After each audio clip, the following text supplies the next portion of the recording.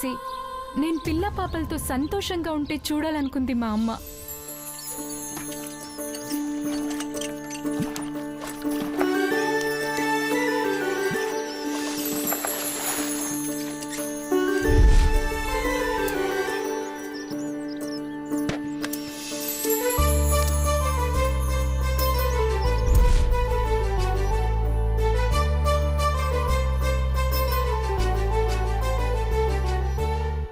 నేను చనిపోయానని తెలిసి ఆ బెంగతో కుమిలిపోయి ఆమె కూడా చనిపోయింది. నేను కూతుర్నైనా కొడుకులాగా పెంచి నాపైనే పంచప్రాణాలు పెట్టుకున్న మా నాన్న పిచ్చివాడిలా తెగిన గాలిపటంలా అయిపోయాడు. అలాంటి నాన్న ఒకరోజు ఏం చేశాడో తెలుసా? ప్రతి క్షణం నిన్ను తలుచుకుంటూ ఎలా బతకాలో అర్థం కావట్లేదమ్మా.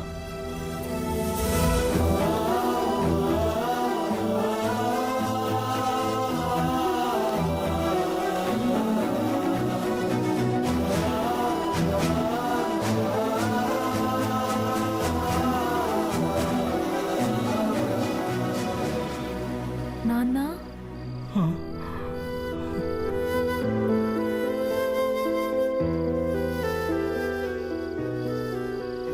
చనిపోయి ఏం సాధిస్తావు నాన్నా? బతికి భరించలేనమ్మా. పంటకి పురుగు పడితే పురుగుని చంపాలి కానీ పంటని కాదు నాన్నా. ఈ సొసైటీలో చీడ పురుగు నాన్నా ఆ ఉమేష్ గాడు.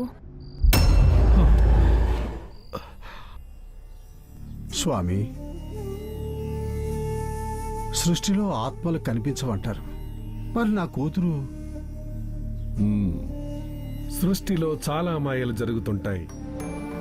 మనకర్థమయ్యేది గోరంతా, అర్థం కానిది కొండంత. నేపాల్లో పుట్టిన ఒక బాలుడు గత జన్మలో తాను హత్యకు గురయ్యానని, ఎవరు ఎలా హత్య చేశారో సాక్ష్యాలతో సహా పోలీసులకు చూపించి హంతకునికి శిక్ష పడేలా చేశాడు. ఆ హంతకుడు ఆ నేరం తనే చేశానని ఒప్పుకున్నాడు కూడా. ఇలాంటివి సృష్టిలో ఎన్నో జరిగాయి, జరుగుతున్నాయి కూడా. చనిపోయిన వారు కొందరికి నిజంగా కనిపిస్తే కొందరికి కలల్లో కనిపిస్తారు. ఇవి ఆత్మల ఆరాటాన్ని, ఆపేక్షను తెలియచేస్తాయి. ఆత్మ శరీరాన్ని మార్చాక కొందరికే గుర్తుంటుంది. ఇక నీ కూతురు విషయానికొస్తే అకాల మరణం. శరీరాన్ని విడిచి వెళ్లలేక పగతో ఘోషించిన ఆత్మ. బహుశా ఈ కారణాల వల్లే నీ కూతురు కనిపిస్తుందేమో. ఇదంతా ఈ సృష్టి తీర, మన దృష్టి మాయ.